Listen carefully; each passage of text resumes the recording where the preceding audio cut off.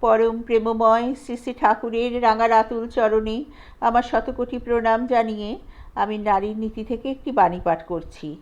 অকৃতজ্ঞতা ও প্রায়শ্চিত্ত। অকৃতজ্ঞ হইও না। অকৃতজ্ঞতা মানুষের একটা পরম দোষ, আর পাতকের ভিতর ইহা মহাপাতক বলিয়া গণ্য। প্রায় কোনো দোষী ইহাকে অবলম্বন না করিয়া আসিতে পারে না। এই অকৃতজ্ঞতাকে যদি প্রশ্রয় দাও, যাহা কিছু সমস্তই হারাইবে।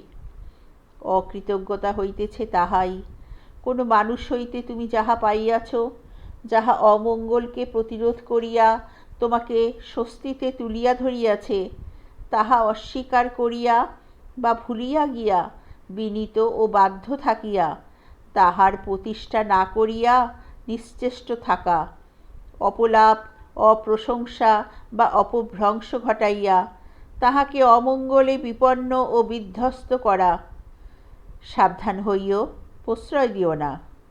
হইয়া থাকিলে প্রায়শ্চিত্ত করিও। আর প্রায়শ্চিত্ত মানেই হইতেছে মনে বা চিত্তে গমন করিয়া কারণ আবিষ্কার করিয়া তাহার এমনতর অপনোদন যে সে চরিত্র হইতে চিরদিনের মতো বিদায় গ্রহণ করে। জয় গুরু।